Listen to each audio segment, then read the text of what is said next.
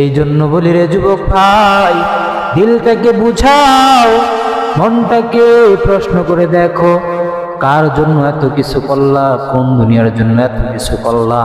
আজকে চক্ষু দুইটা বন্ধ হয়ে যায়, দেখবা সকালবেলায় তোমার কবরে রাখার পর বিকেলে তোমার কবরে কেউ যাবে না। বন্ধু তোমার আপন না, ভাই তোমার আপন না, এই দুনিয়াতে তোমার আপন বলতে কেউ নাই। তুমি মরার পর তোমার হাতের ঘড়িটা একজন খুলে নিয়ে যাবে। তুমি মরার পর তোমার হাতের মোবাইলটা মানুষ নিয়ে যাবে, বলবে এটা আমার মোবাইল।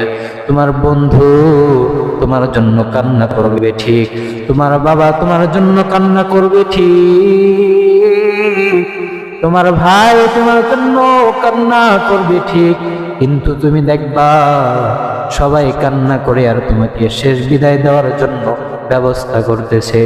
একদল কান্না করে ঠিক বাজারে যাবে তোমার জন্য কাপড়ের কাপড় কেনার জন্য, আরেক দল কান্না করে ঠিক দেখবা কুড়াল নিয়া বটি নিয়ে যাবে বাজারে বাঁশ কাটার জন্য।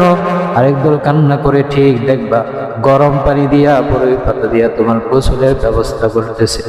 আরেক দল কান্না করে ঠিক দেখবা মসজিদে গেছে খাটিয়ে আনার জন্য।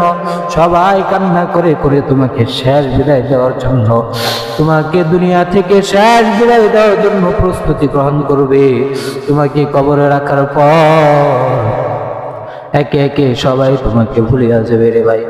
দুনিয়ার জন্য কত কিছু করলা, আখিরাতের জন্য কিছু করতে কি মনটা চাই না? এ যুবক ভাই, দুনিয়ার মানুষের জন্য কত কিছু করলা, নিজের জন্য কিছুই করলা না। মনটারে বুঝাও, মনটাকে প্রশ্ন করে রে মন। বন্ধু ছিল আজকে বন্ধু দুনিয়াতে নাই। তোমার বয়সী কত যুবক, তোমার বয়সী কত যুবক দুনিয়া ছেড়ে চলে গেল, তোমার তো কোনো নিঃশ্বাসের কোনো বিশ্বাস নাই রে ভাই।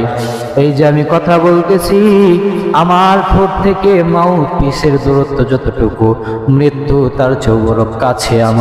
আমার কথা বলার ফাঁকা, আমার ঠোঁটের এক ঠোঁট থেকে অপর ঠোঁট পর্যন্ত যতটুকু ফাঁকা, মৃত্যু আমার চেয়েও ততটুকু কাছে দাঁড়িয়ে আছে রে ভাই।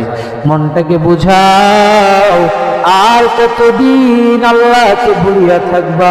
আল্লাহ তো প্রতিদিন ভোর রাত্রে আসিয়া তোমার ডাকে, ও বান্দা আয় আয় আয়। শয়তানের ধোকায় নফসের ধোকায় পড়ে গুনাহ করে ফেলছো, আমি আল্লাহ তওবা করতে হাজির। তুই আমি আল্লাহর কাছে আয়, এই শীতের রাত ঠান্ডা পানি দিয়া ওযু বানায়া